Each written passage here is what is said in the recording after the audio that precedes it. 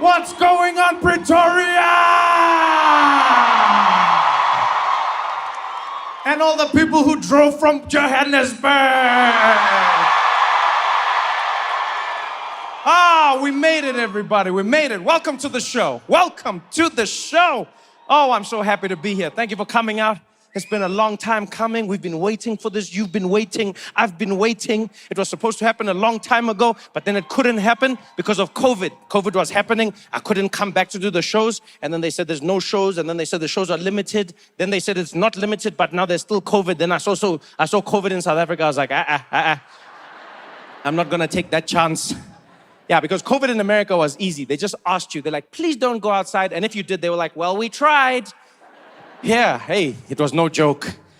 I saw soldiers kicking people into their houses. Get inside. I'm in my yard. Hey, COVID is coming.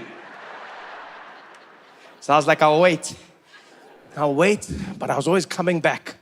Wow, it's good to be back, y'all. It is so good to be back. So good to be back home. You know, everyone asked me that question, by the way. A lot of people ask me that question. They go like, Trevor, does it still feel like home? Hey? Does it feel like home? Like, is it really home? Guys, it will always feel like home. That doesn't change. The people, the food, the culture, And most importantly, the reason it'll always feel like home is because even when I was in New York for 8 years, every few months, I would get an SMS from the SABC telling me to pay my TV license. Yo, guys, those people are relentless, eh? Those people are relentless. I was in New York, these people were still there. Cling, pay your TV license, you are in arrears, 47 Rand and 60 cents. I would ignore it because I was like, it's probably automated, I don't even live there. They would come back in, second warning, pay your TV license. 47 Rand and 60 cents. I was like, guys, I don't live there. You must leave me alone. I even replied once. I was like, stop. Unsubscribed. Then they responded, Pay your TV license. 47 Rand, 60 cents. I started ignoring it. A few months later, I got referred to a debt collector. Yeah, because the SABC doesn't play, guys. They're one of the one section that works there is the debt collecting. They don't play games there. Literally, I was minding my own business. I'm walking around in New York City. My phone rings. It was an unknown number, right? And I answered it, because you can when you live in America. You can do these things, you know? Yeah, you can take chances like, because in South Africa, guys, you know. Right. Unknown numbers, unknown problems, yeah? So I answered the phone. I was like, hello? And the voice on the other side was like, hi, Mr. Noah. Am I speaking to Mr. Noah? I was like, yes. Like, hi, Mr. Noah, are you speaking to Johan here? I'm calling you from the Vet and Associates. We've been referred your case by the SABC because your account are in arrears and your failure to pay means that we are now going to be attaching your assets. I was like, assets? Plural. That's 47 Rand and 60 cents.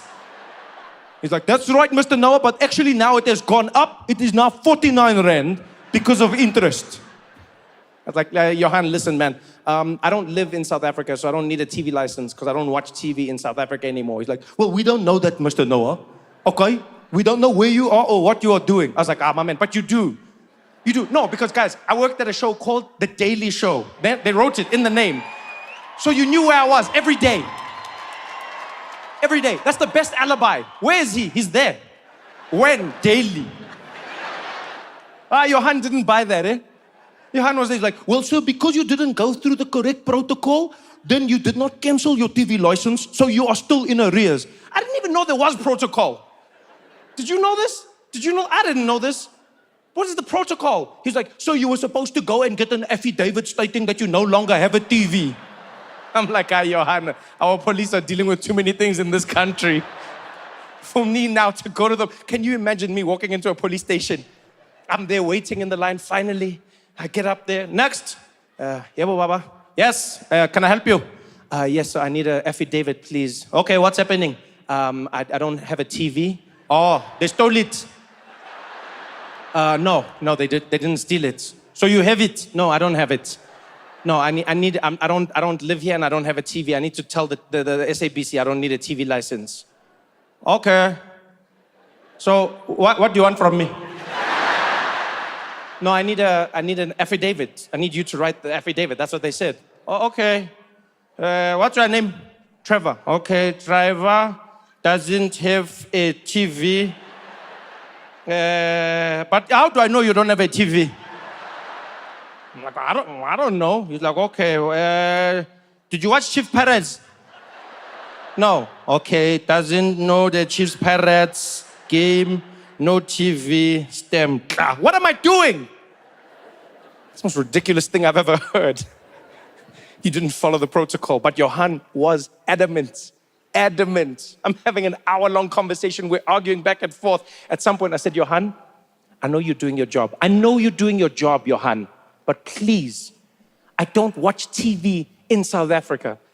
And then Johan, without missing a beat, is like, Mr. Noah, you might live in America, but we don't know when and where you are coming back and what you are doing. I'm like, what? He's like, yeah, unbeknownst to us, you may be watching TV, yeah. I'm like, what does that mean? What, you think I'm sneaking back into the country to watch Seven Delan? Yeah, quickly, that Charmaine, make it back to Oppie Coffee, quickly. So I paid. Yeah, it's the right thing to do. I couldn't wait to get back home. I'm so excited. I was like, I have to get back to South Africa. I have to get back to South Africa. I have to get back to see you, to do the shows. Mostly because I'm tired of South Africans terrorizing everybody in my life. I'll explain what I mean. I'll explain. South Africans have become notorious around the world, right? Especially online. Whenever something happens online and South Africans get involved, people know you. Doesn't matter what country they're from. They're like, when South Africans get on Twitter, you must cross the street. And it's the same for me. Every time I announce I'm going to be doing shows in any country that isn't South Africa, yo guys, South Africans get angry, eh? South Africans get angry, start rioting in my mentions.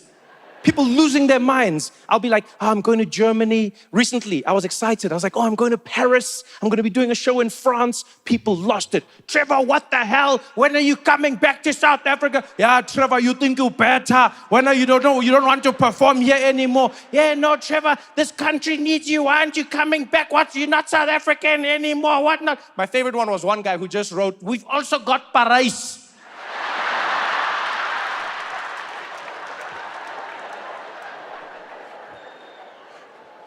You know, guys, it's gotten so intense that even my team in LA is afraid of South Africans. My team in Los Angeles is terrified of you, terrified. Yeah, we'll announce that we're doing a tour, right? And the first time this happened, it was mind-blowing. One of my team members came up to me and he's like, yo, Trevor, dude, this is really exciting, man. We're launching the European dates. Everything's going live and we're gonna be kicking that off tomorrow. And I was like, oh, that's cool. So when do we go live? He's like, well, we're just waiting for South Africans to go to sleep. I was like, what? He's like, yeah, we just gotta wait for them to go to sleep. We've realized if we don't wait, then they come in, they're really angry that you're not coming home. So we wait for them, and then when the last one's asleep, then we load it online. And I'm like, what are they saying? He's like, well, they say a lot of things. Some people say you think you're better than them, and some people say you've forgotten your roots, and look, to be honest, most of them just write this one word, pose.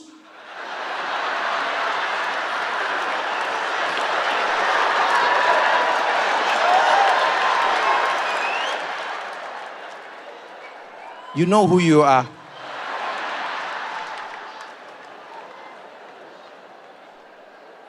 Now I'm busy there trying to explain. What does pose mean? It doesn't mean anything. Hey, it just means like crazy, you know? Like, yeah, what a crazy story. Pose. So I had to come back just to stop South Africans from terrorizing me online. You know? Yeah, you guys know who you are. I've learned, keep your friends closer and South Africans closer. I was so excited though, man. I was coming back home, flying back into the country. When you're heading back into South Africa, you're like, I wonder if it's gonna feel the same. This is the longest I've been away. Longest. You come back regularly, you see family, do shows, and then there was this long break.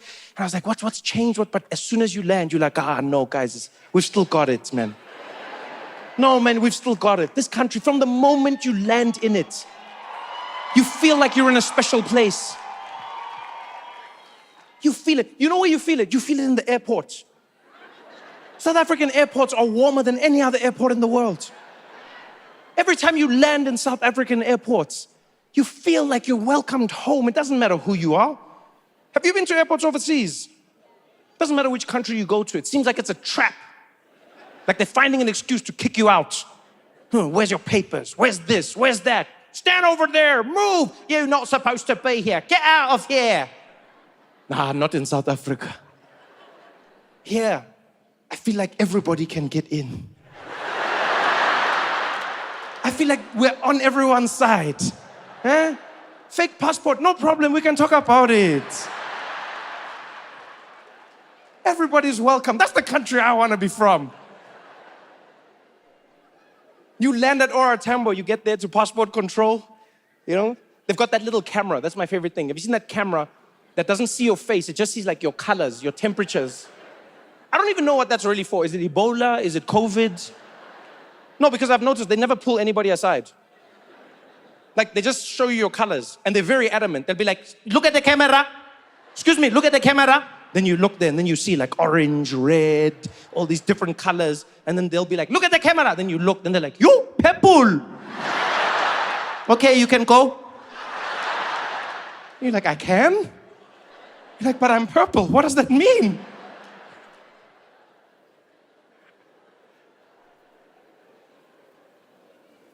I love getting to passport control because that's when I have my first real interaction with a South African. And the people at passport control all have personality. This trip was even better. I'm waiting in line. Finally, they call me, next. And I go up there. I get there, I give them my passport. I'm like, dumelang. She's like, ahe, likai. I was like, riting, likai. She's like, riting. Let me, whoo! Trevor, it's my lucky day. Trevor, I can't believe it. Go on, Trevor. Is that you? Oh, Trevor. Oh, Cynthia, woman of Rikimang. Get Trevor. Trevor Noah. Isn't Trevor Manuel? Trevor Noah. The comedian. Trevor Noah. Go day show. Yeah, get Trevor. Now she doesn't have DSTV, that one. Yeah, Trevor, you're back. Hey, look at you. You, Trevor, you are traveling, eh? Look how many stamps here. Trevor. Trevor, this is too much. You are not tired. Hi, Trevor. Bonafella, look at all these countries. Look here.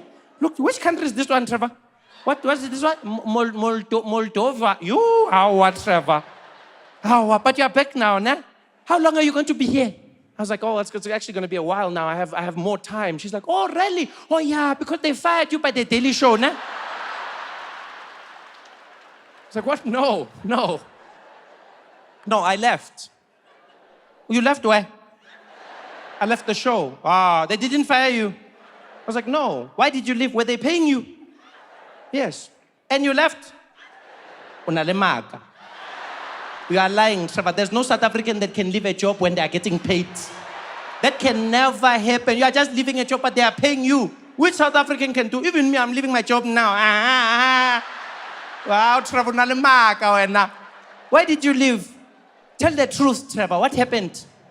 What happened, Trevor? Did you steal something? Yeah? You can tell me, Trevor. What happened? Did you steal something? I won't judge you, Pella. We are South Africans.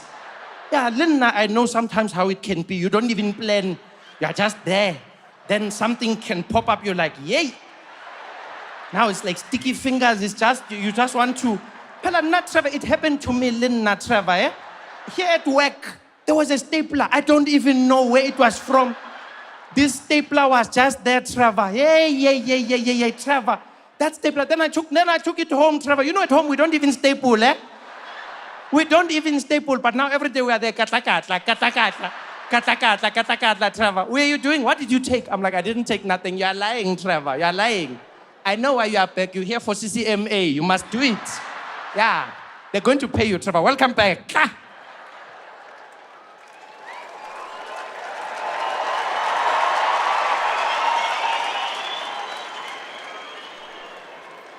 I could feel it. I'm home. Immediately, I was like, this is it, man. There's no other country like this. Oh, and what a journey it's been, people. What a journey it has been. You know, traveling around the country, coming out, doing these shows for you. You know, we went to Cape Town, went to Durban. Here we are in Pretoria. Everyone coming out together. Yo, it's been so much fun. So much. Every place I go to, though, it's interesting. You get a taste of how the people are, you know? Like Durban was interesting because I don't know what it is about people in Durban, but it feels like they want to fight with you for no reason all the time.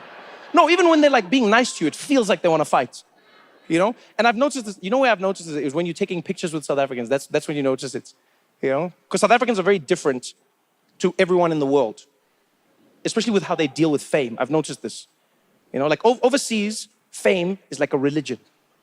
Right? Especially like in places like America. And when you're famous there, people worship you. You know, you see people spotting a celebrity in the streets like, oh my God, it's Beyonce. Ah! And then they faint. Ah! Ah! No, South Africans aren't like that. South Africans, you're not famous. I feel like in South Africa, people just know you. You know? Yeah, like here when I walk in the street, no one's like, ah! I hear people are just like, Trevor! Trevor! Yeah.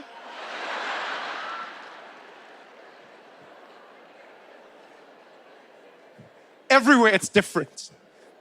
Every single place, it's different. Cape Town was one of my favorites because we were there for a while, you know, and I haven't done shows in Cape Town for a very long time, you know. I haven't done shows in Cape Town for a long time, and so I was there. In fact, the last time I did shows in Cape Town was when the DA was still being led by Lindiwe Mazibuko and it was Musi Maimane. Yeah, that's how far it was. And then now when I got there, it was like, wow, I was like, damn, it's been that long. Because now it was like some guy, Oosthuizen or something, and Helen Ziller. I was like, damn. I was like, this is pretty impressive, DA. Yeah, you proved everybody wrong. You showed that once you go black, you can go back. Wow. Look at you.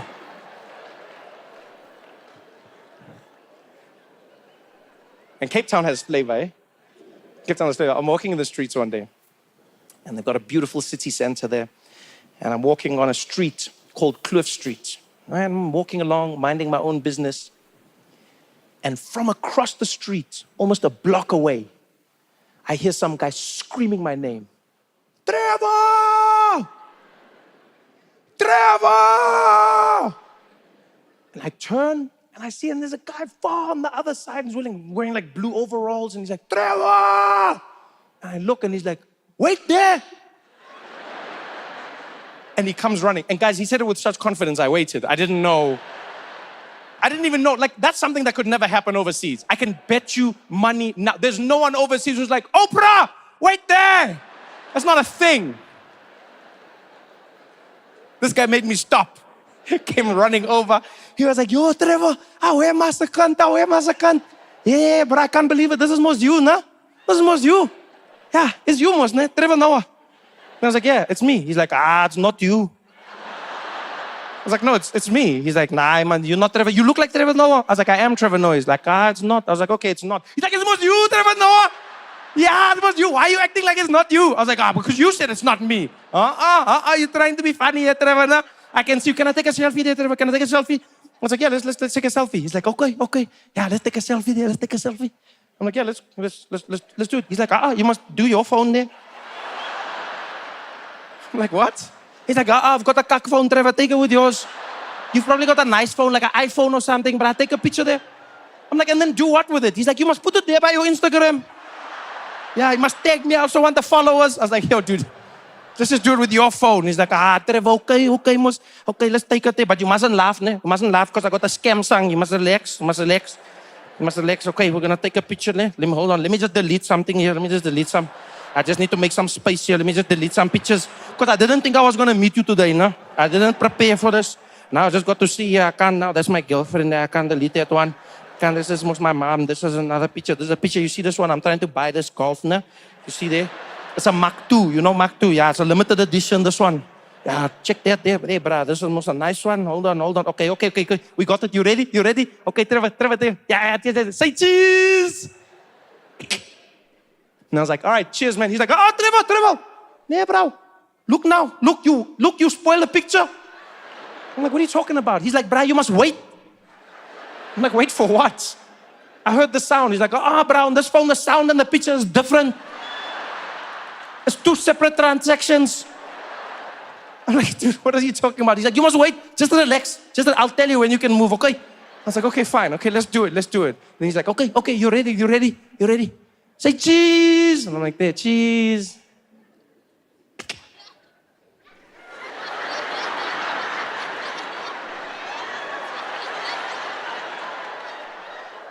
Can we move? Don't move. Just wait, just relax, just stay there. Well, how long does it? Don't talk, you're gonna spoil the picture. Yeah, just pray someone doesn't phone now, but just wait. Okay, yeah, we got it. Nah, Trevor, why you don't smile, brah? Why you don't smile? Why you don't give me that TV smile? You see, you, Trevor, you mustn't ask me for a picture again, man. That never happens to me anywhere in the world. Only here. Mzansi. South Africa.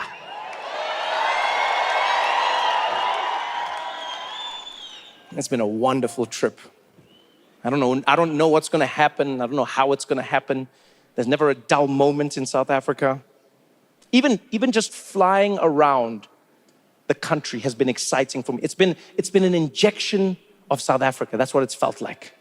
Just traveling around, particularly because the flying has changed, right? So I told my team in South Africa, I was like, hey, what's the plan? And they were like, well, they're like, who do you want to fly? How are we flying around the country? I said, we do the usual. We're going to fly with SAA. And then they were like, SAA, it's finished. I'm like, what do you mean it's finished? They're like, yeah, it's gone. SABC and SAA generations, all of it's gone. I'm like, what? What do you mean it's just finished? So how are we flying? They're like, well, you got to choose another one. I was like, well, you recommend. They're like, well, we could do like Fly Safair. I was like, all right, is it good? They're like, well, it's not great, but it's reliable. It'll get you where you need to go. I was like, what do you mean it's not great? They're like, well, they just make you pay for everything, and it's like it's very they just make it very efficient. I didn't realize how efficient. Fly Safair is on another level, guys. I don't know who's running that airline, but they're serious, eh? They don't waste time. They make sure they make their money. They make you pay for everything. Everything. Yeah, you buy the plane ticket. That's just the beginning of the transaction. Yeah, you want a specific seat, you pay. You want to bring a bag, you pay. Yeah, you want food on the plane, you pay. Yeah, you want to board early, you pay. Those people, they're finding everything, eh? It's only a matter of time before you're on a Fly Safair flight, and 10 minutes before landing, they come up to your seat like, I'm sorry, sir, it looks like you didn't pay for the landing option.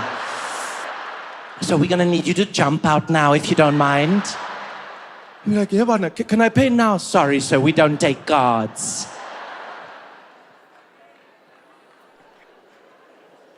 I don't think I've ever been on an airline like Fly Safair. It was the most South African experience I could ever ask for. Everything was different. Everything. The flight was supposed to be 2 hours flying to Cape Town. It took 1 hour 30. Everyone said it's normal. How? How are you getting to a place 30 minutes earlier? You're flying in a straight line, in the sky. How? People are like, oh, that's what happens with Fly Safair. No, what do you mean that's what happens? Doesn't that freak you out? So what's happening up there? Is the pilot taking shortcuts? He's just there, busy cutting. Yeah, cut here, double up. 10 by stratas, 10 by stratas. Everything on that flight is different.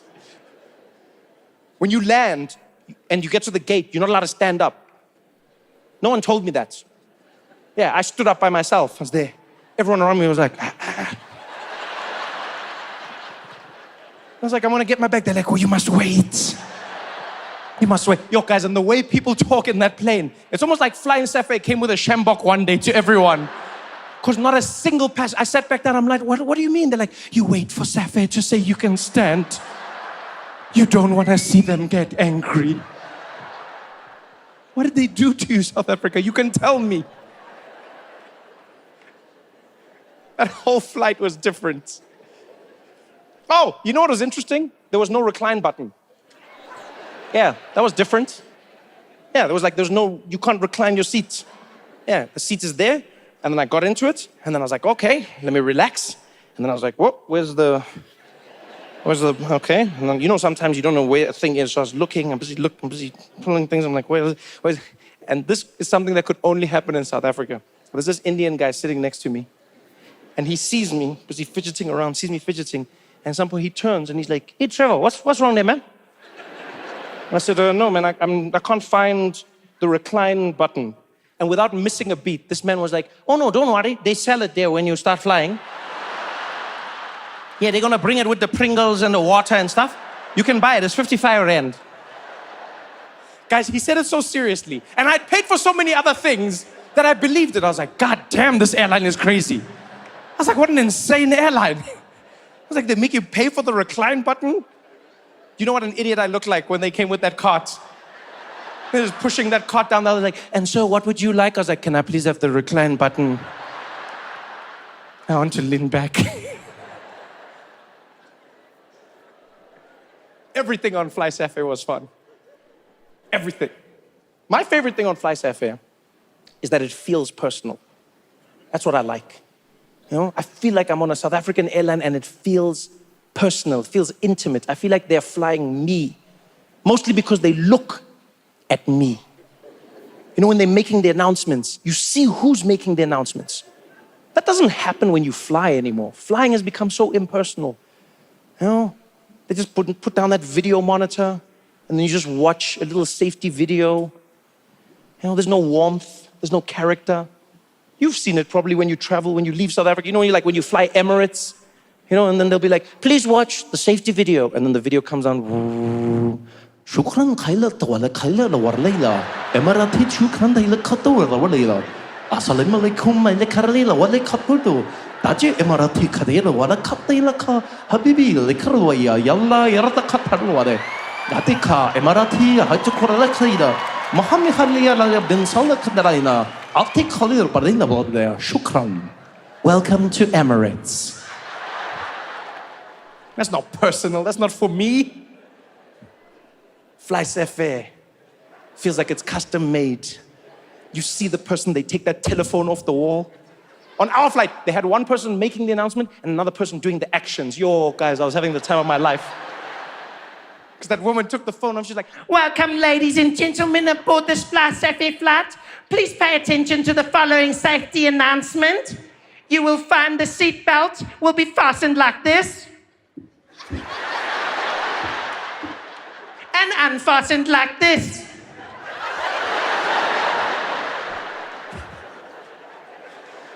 Just to make that person feel like they were actually doing something worthwhile, I did it with them. When they were like, unfastened, I was like...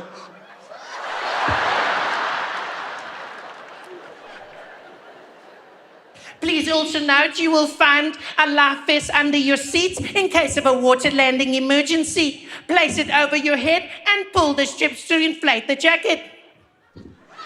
If it does not inflate, you can blow into the red toggles on either side.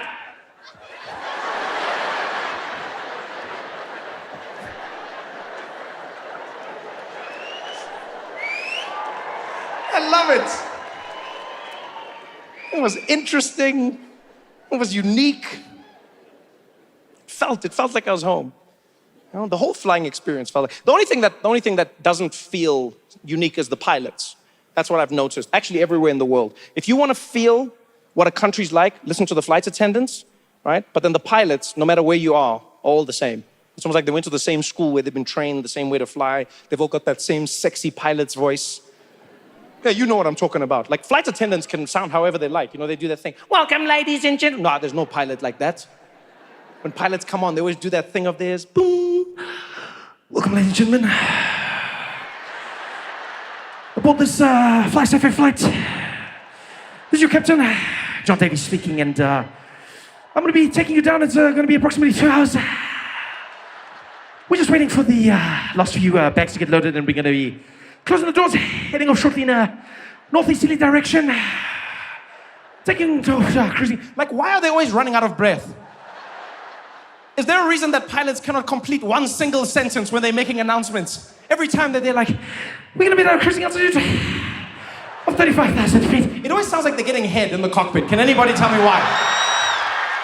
Why does it sound like every pilot is receiving immense amounts of pleasure and they can't get a single sentence out? Every single pilot. It's like someone started just before they started. They were there and they're like, no. Welcome everybody, let me introduce you to your cabin crew on this flight. In the rear we've got Tandeka, we've got John, and we've got Liesl who are going to be looking after you. Up front my co-pilot, Mr. DeVet's going to be looking after us. Flight time should be not too long. Keep your seatbelts fastened in case of any unexpected turbulence. I'll let you know once it's safe to move around, but until, sit back, relax, and enjoy the flight.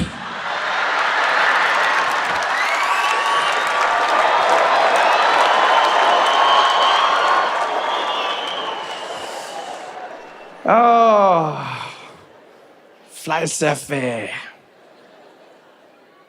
Felt like home. Love you, Trevor. Ah, man, love you too. Thank you for coming. Thank you for being here. You don't understand how I miss this, guys. You know, how I miss doing shows back home, how I miss being home, you know, watching the news, talking to people, getting a sense of what's happening. You know, there's nothing like being in the country, feeling it. You know, because I like when I was coming back, I was like, I wonder if is it going to be the same? Is it going to have changed? Will I still understand? And then, look, 99% of it, I still understand. The 1% I've realized is because I was away for too long. Yeah, because the country moves in a direction. Right? That's just what happens. And the longer you're away, the less you move with the people. I've noticed that in small things. I need to catch up to where South Africans are in certain things. You know, one of them being load shedding.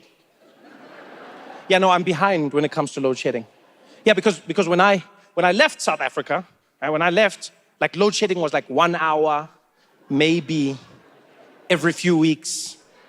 Do you know that type of thing? And now when I come back, they're like, it's stage 6. And I'm like, is this Mario Brothers? I didn't even know. Just every single day. Tlangan, tlangan, tlangan.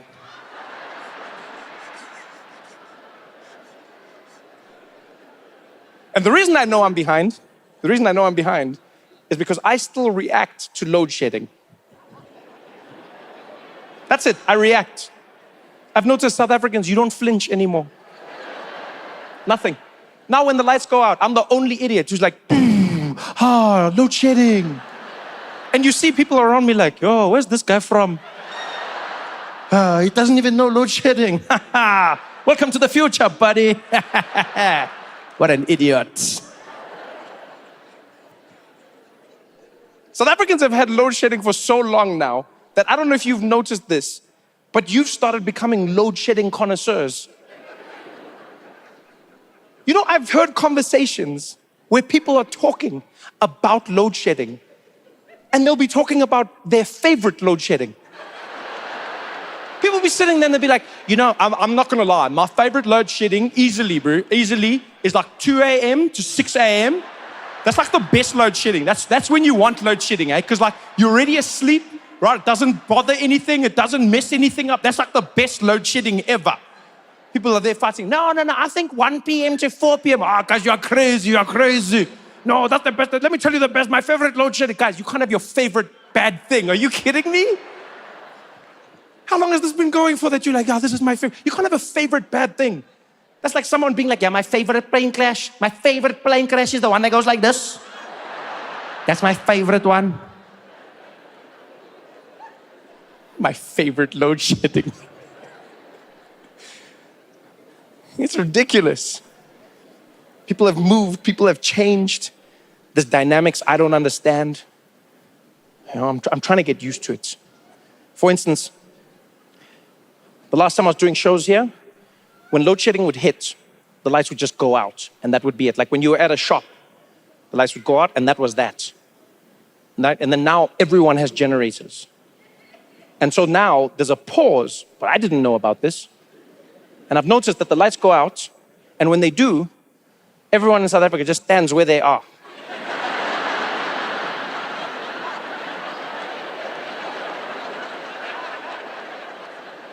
And then when the lights come on, they carry on. Yeah.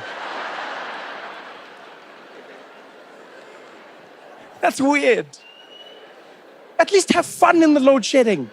Huh? There's a moment of darkness. Make it exciting, make it creative. I've started figuring out some things. You know, like at the Checkers that's next to my house, what I do is whenever I'm shopping there, I know that the load shedding, between the load shedding and the generator kicking in, it's 45 seconds. So what I'll do is, if the load shedding hits in that 45 seconds, I'll just take boxes off the shelf and I just stack them into like a tower, and then I'll step away from it. Then when the lights come back, it's like, I'm like, Kibuloi. I just try and make things interesting.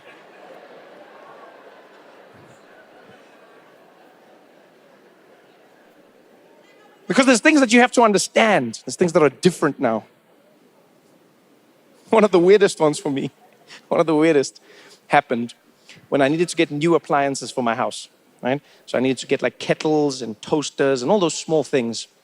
And so I went, right? I was going to at home. I was at home.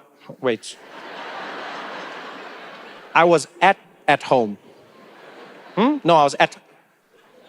They must change the name of that shop because you can't, how do you say it? Because you can't say I was at home because then it seems like I was ekaya. So you were at home, but that doesn't sound grammatically. They should have just called it home and we say the at. Anyway, I was by that shop, né? And so I'm there busy shopping for appliances. And while we're shopping, everything's normal, everything's not. And about at 5 to 2, one of the employees walks out from behind the cash register. And she's like, "Ladies and gentlemen, please stay where you are. Ladies and gentlemen, please stay where you are."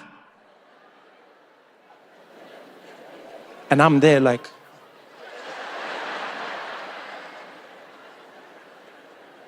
did we win something? And then without missing a beat, the security guards at home closed the doors, and then they locked the gate.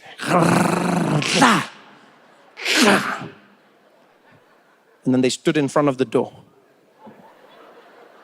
And then the staff came and stood with them. And then they just looked at us.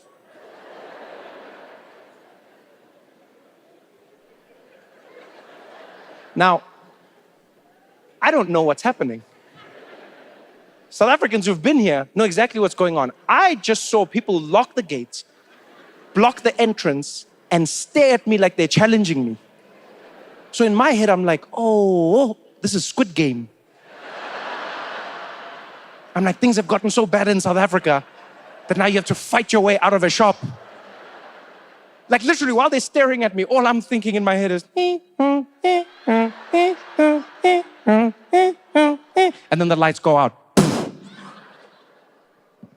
And they come back. And she's like, "Thank you very much, everybody. You can continue." And then they open the shop. And then everyone just carried on, like nothing happened. Everyone was just there, doing their thing. I was stunned. I'm looking at everybody like this. So I go to the counter. Hello, guy. See the guy's name tag. I'm like, Eta, how's it, my man? Tabo, ne? He's like, sure. I'm Trevisto. How are you, my brother? I'm like, I'm grand. Buena? He's like, I'm good, my man. I'm good. Sure. How can I help you? I was like, Tibos, what happened? What just happened? He's like, where?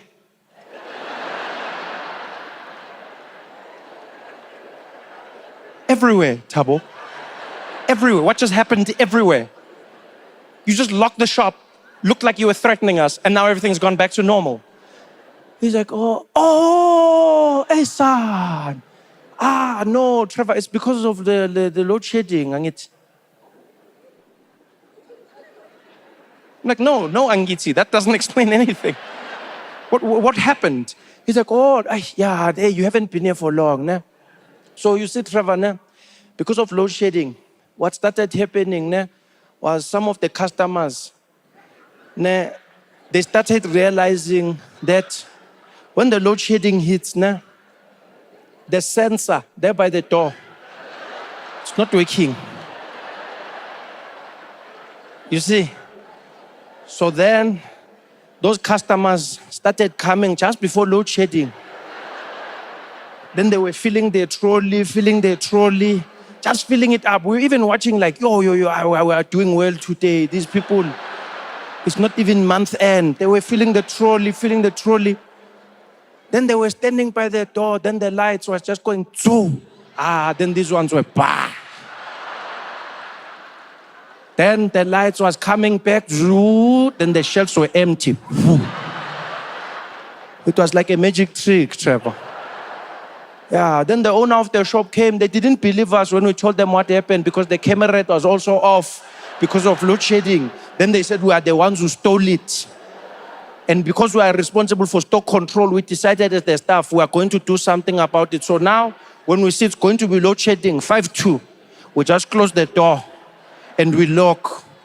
And then we just stand there where we can see each other. Yeah.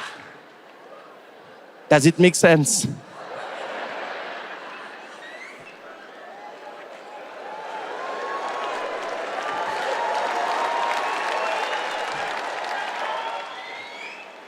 I was like, Tabo, not only does it make sense, but this has instantly become my favorite shoplifting story of all time.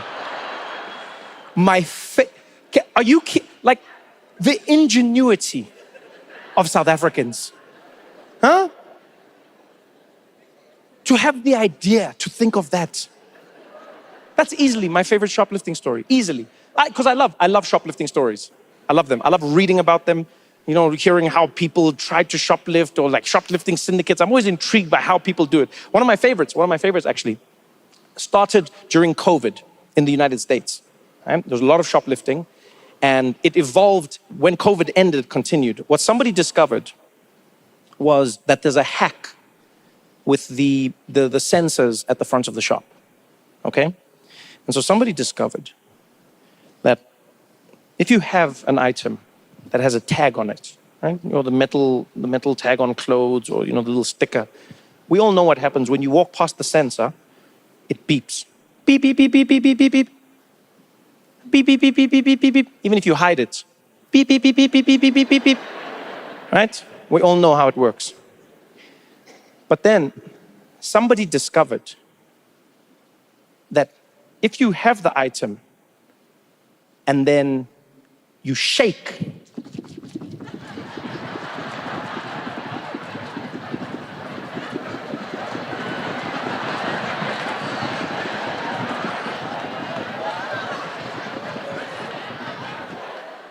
it doesn't beep. I swear on my life. Guys, it went viral on TikTok. People started doing it. You must try it. You must try it. You must. No, I'm not saying you must steal, guys. I'm not saying you must steal. I'm saying go to a shop, pay for something. When you've got the receipt, tell them, please don't take off the tag. I want to try something. But you must have your receipt because I don't want you guys blaming me now. Just try it. Take the tag, go to the door, and shake.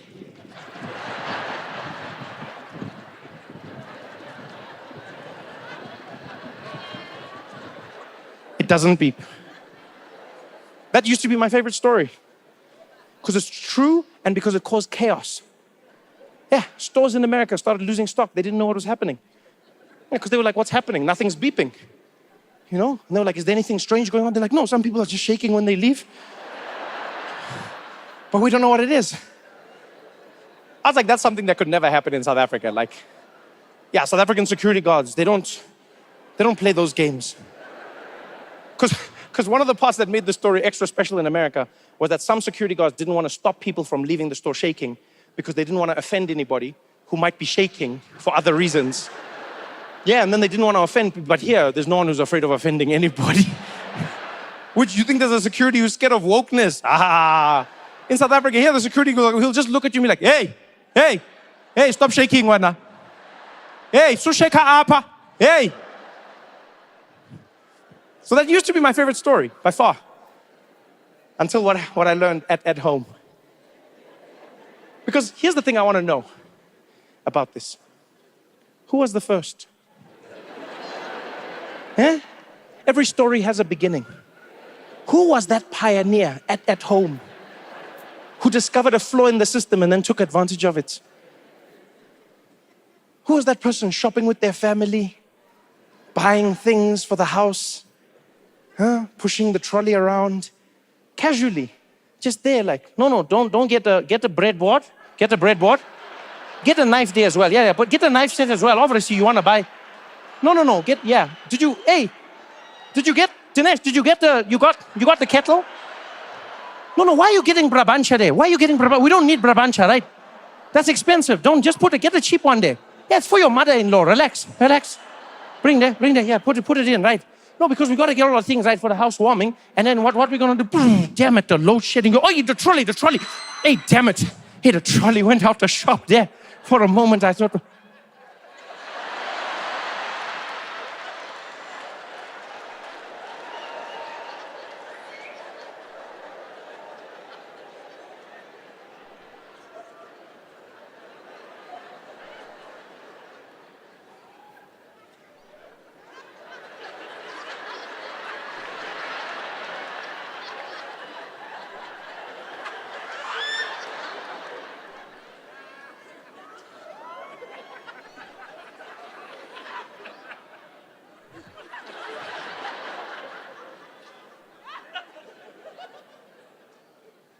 Hey, Suresh.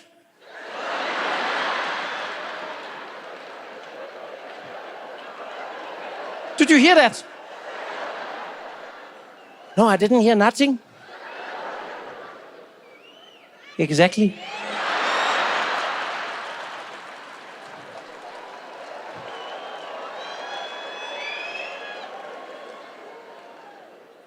Bring a PlayStation there.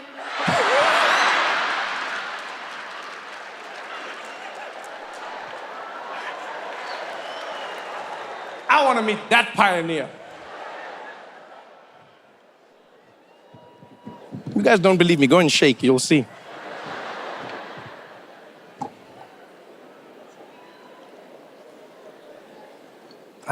South Africans, truly, load shedding has changed everything. And I mean, it was bound to happen. When you have that much load shedding, people are going to start, they're going to start adapting to it, right?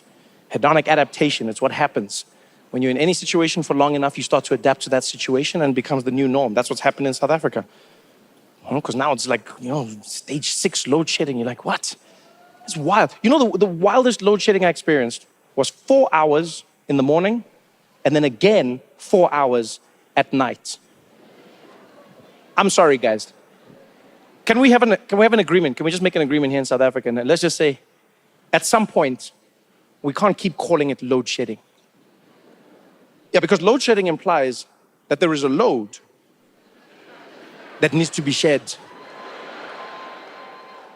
But now, if there is more shedding than load, we have to find another name, right? It's like it's misleading now. Like at some point, we're gonna have to name it by the time where there is electricity, not by the time where there isn't electricity. You know what I mean? Yeah, at some point, you're just gonna be like, it's time for Power Hour! That's right, ladies and gentlemen, it's time for Power Hour. That 1 hour in the day when you get electricity to use all of your appliances. Our number one contestant for today is Tembi. Tembi, what are you going to be doing with your 1 hour of electricity? I'm going to be using my blender to make a smoothie. Ha ha, Tembi, that's it, Power Hour. Proudly brought to you by Eskom. Oh, man. Oh.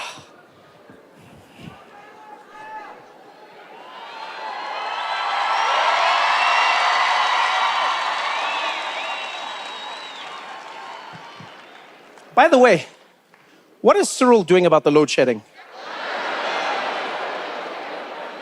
No, I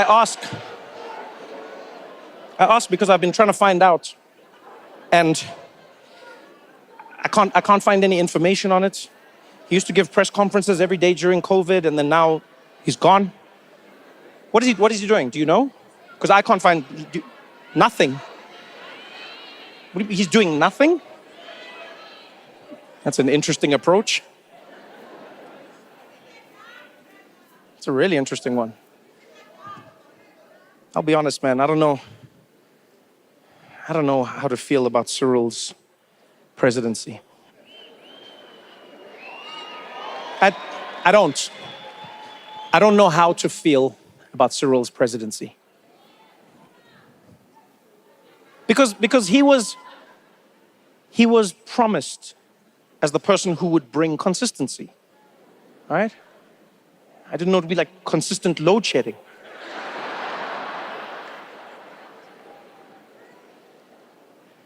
And it's crazy when you think of how it began. You know, when Cyril became president, South Africans were ecstatic. It reverberated around the world. Newspapers would report, is this the turning point for South Africa? People in the streets here were so happy. They called it Ramaphoria. Remember that? They said it was Ramaphoria. I saw him in Cape Town walking along the promenade. People were cheering for him. He was taking pictures with babies. And then now, you come back a few years later, those babies are deleting their pictures.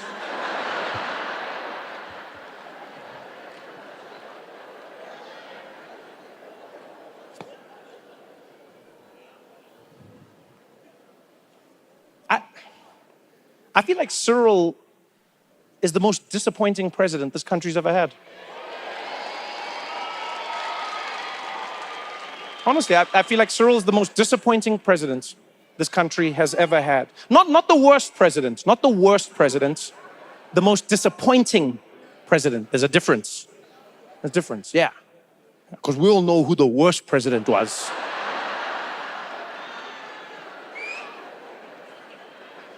Yeah. Hendrik Verwoerd.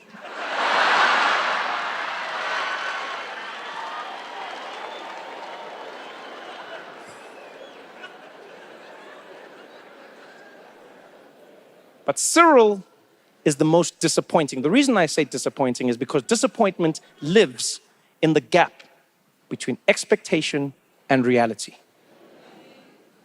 Cyril came in at the highest level of expectation. And now we're sitting here in a reality that's so far from what we expected. You know? Whereas with Zuma, say what you want about Zuma. Say what you want about Jacob Zuma.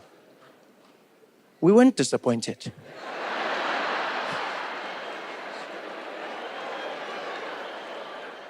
We were shocked, but we weren't disappointed. Because remember, guys, that guy came in with a shower. Don't forget that, eh? He kicked things off with a shower. So no one can be like, I can't believe what happened. Hey. From the very beginning, we were like, okay, this guy's coming with action and personality, eh? From the very get-go, Zuma came in with a shower. He came in dancing and smiling.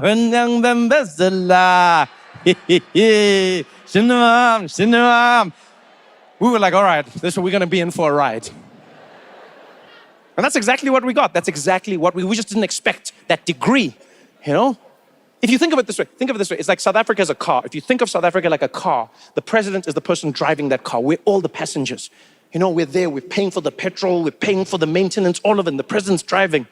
You know, and when Zuma came in, we could see, hey man, this guy, you know, it's gonna be interesting. You know, and he came in there, I'm ready to drive. And everyone there was like, Jacob, are you drunk? And he was like, no, I'm wasted. And he got in that car And he drove it like it's never been driven before. He crashed into everything. He broke every speed limit. At some point, he started selling the parts to the Guptas. Take the battery, we don't need it. And then finally, South Africans had enough. Jacob got kicked out of the car. We were all looking at it there, barely surviving.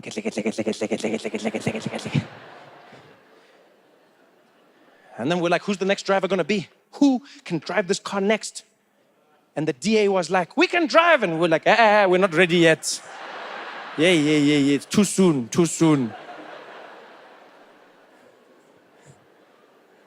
Cyril,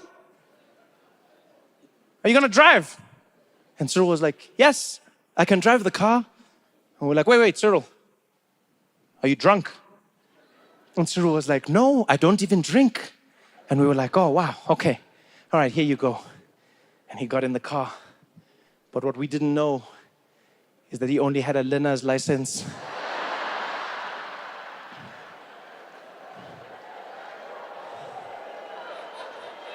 Because he sat in that driver's seat, he put his seatbelt on, he looked down and he was like, whoa, it's a manual.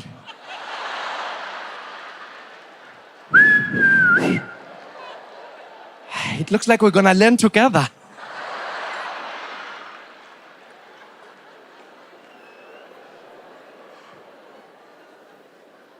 Because I'm sorry, man, I just feel like sometimes Cyril he just lacks conviction. You know, that's what it is. I think that's what a lot of people feel. It feels like he lacks conviction. He'll come out and be like, I'm gonna fight corruption, I'm gonna fight it. And it's like, are you fighting it though? You know, it doesn't feel like you fight. Like if you're gonna fight corruption, fight corruption. And if you're gonna be corrupt. You know, just lukewarm. Like even his scandal, even Phala, what was that? Huh? What kind of scandal was that? Guys, come on, man. What kind of scandal? Not nuclear weapons, you know? Not giant contract, no. Buffalo.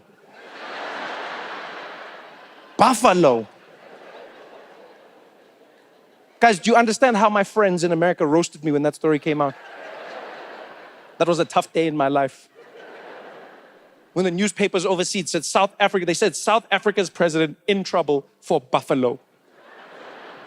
My friends loved it. Came up to me in the office, they're like, dude, Trevor, so you guys have buffalo scandals in South Africa?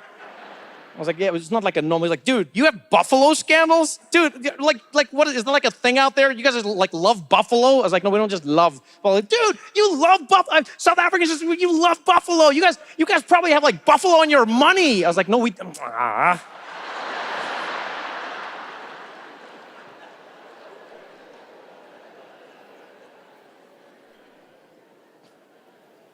That scandal was terrible. Phala. What was that? They found 11 million rand. They said that Cyril had 11 million rands worth of dollars in his couch. In his couch.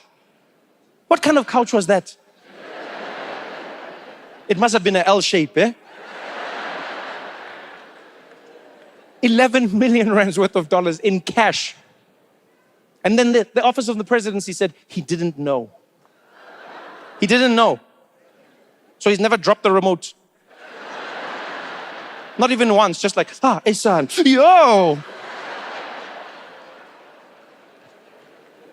I don't know what was worse, the scandal or the way the office of the presidency responded to South Africans about the scandal. It was insulting at times, right? At first they were like, this is completely normal.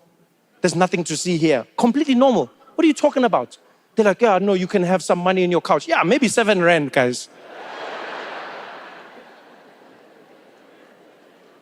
Then they went on to say, South Africans must calm down. Cyril just has other businesses that he also does. Other businesses. I don't know about you, but I'm not comfortable hearing that my president has side hustles. You're the president of a country. Why are you doing anything else? It's not like you need spare time. There's no electricity. What do you mean you're doing other things? Are you kidding me? That doesn't make me feel safe. Guys, if I'm on a flight The last thing I want to see is the pilot coming out of the cockpit like, yeah, Nick next, Nick next, Nick next, Nick next. Ah, Nick next, Nick next. Ah, pecan pies, mama. Ah, pecan pies. Ah, Nick next, Nick next. I'm like, yo, why aren't you flying the plane? Ah, you never know, Baba. Back up plane, back up plane.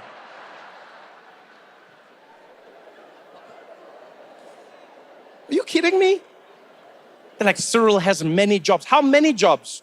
Are we just going to find out by surprise? Huh? One day I'm going to open my Uber app and I'll just see Cyril is on the way. You're like, this guy takes Tumamina seriously, eh?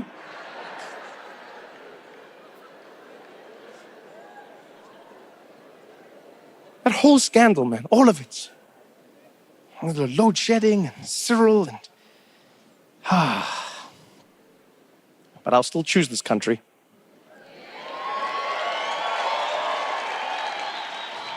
I still choose South Africa every day. I'll tell you that now. Tell you that now. Sometimes people will say to me, they'll be like, oh, Trev, you lucky, you got out. Oh, you got out, bro, you're lucky. First of all, I didn't get out. You make it sound like I escaped. I left to go and work. I always come back. People go like, you got out, right? You got out. Make it like I was in the plane, like, go, go, they're coming. Don't let them see me. Go. I love this country. I love South Africa more than anything in the world. It's in my bones. It's in the way I was raised. It's in the languages I speak. And I'll be honest, nothing makes me sadder than the way some people talk about the country. I don't judge them, by the way, because I understand. But, you know, like sometimes people will walk up to me and they think it's going to be like something we'll share. They'll be like, oh, Trevor, South Africa it's terrible. It's the worst country in the world. Huh? Trevor, this country is rubbish. It's the worst. It's terrible. There's nothing worse than this. I'm like, look, I understand that you're frustrated, but like, be mindful of your words. This is far from the worst country in the world. It's far from it. Right?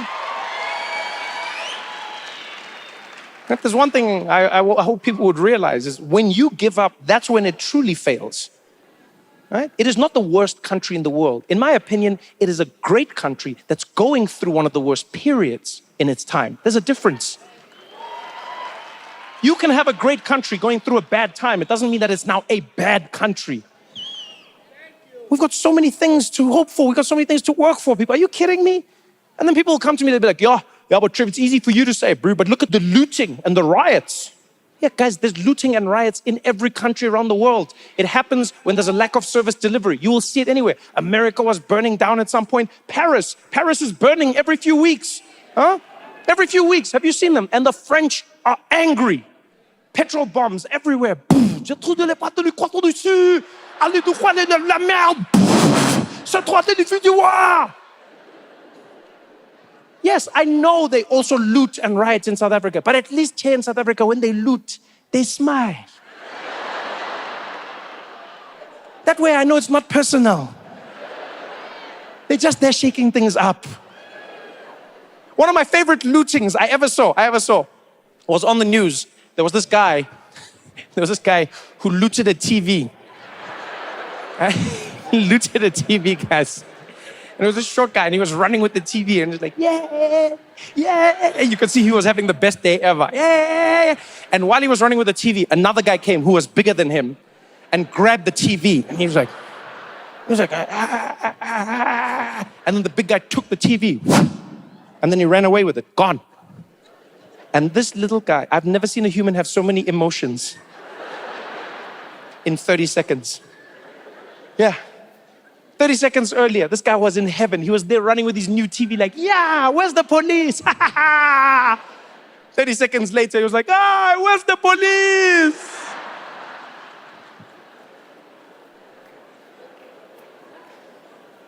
I'll take it any day of the week. People be like, yeah, you know, you say that, Trevor, you say that. You say that. Yeah, but what about the crime? What about the crime, Trevor? Huh? Yes, I admit it, the crime is terrible. It's out of control. We have to do something about it. We have to fight against it, you know? But the thing that gives me hope is that it's a problem that has a solution. Economists have shown time and time again around the world that when there's a high rate of crime, it is often tied to a high rate of unemployment. And so if you work to fix that unemployment, you are then solving the problem of crime. They've shown this time and time again. It is not an easy problem to fix, but it is fixable. People are like, oh yeah, but you're in America, bro, you're lucky. You don't even have crime. It's like, okay, first of all, there is crime. And second of all, there's something else that we don't have in South Africa, mass shootings. Yeah, that's the craziest thing ever. Just randomly, you're in a room, in a public space, anywhere. Someone comes in, giant gun, starts shooting. Ga, ga, ga, ga, ga, ga, ga, ga. 10 people, 20 people, 50 people, 100 people, dead. Why? Nobody knows. Imagine that. Now you're dead. You don't know why. Just getting into heaven.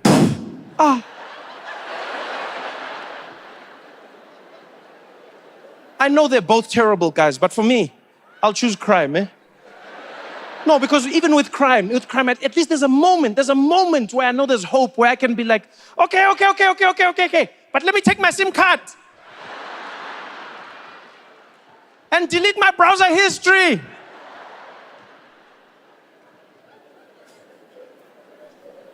I'll choose South Africa any day of the week. These are things I think about. I have to think about them. Because now, I've lived in America for so long that they say that soon I'm going to be given a US passport. Right? You say woo because you don't know what it comes with. Tandaga, you're clapping already. Yay! Didn't even ask about terms and conditions. Because I read the terms and conditions of having an American passport. There are many things that I don't like. First and foremost, I will have to be subject to the American legal system. Yeah. I'm not enthusiastic about that, I'm not gonna lie. Because I never planned to do anything wrong in America. But in the back of my head, I always thought if something was to be done by me, I felt good knowing they would have to deport me.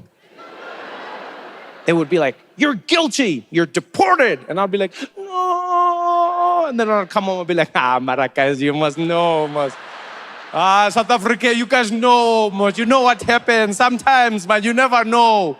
Why did Rihanna leave her iPhone like that?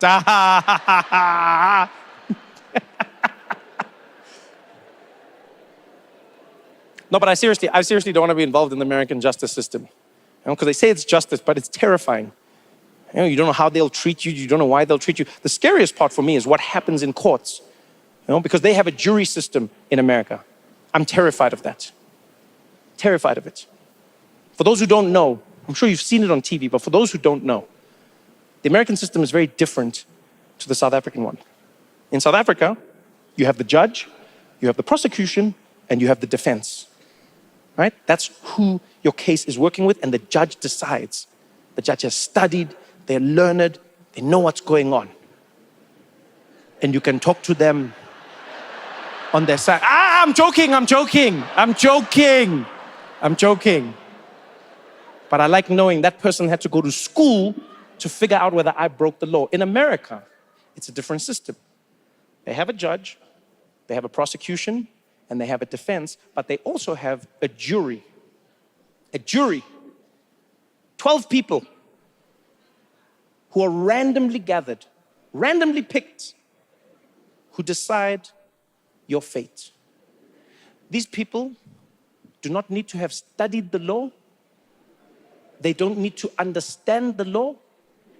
They don't even need to have watched Law and Order. Now they're deciding your fate. Dun, dun. I don't want that in my life. Yeah, I don't want that, and I don't want to be on a jury either. That's what comes with getting an American passport. You now have to be on a jury. I don't want to be on a jury. You know why? Because I'm South African. Yeah, and you're probably wondering, what does that mean? I'll tell you what it means. I read the rules of being on a jury, and I realized South Africans can never be on a jury.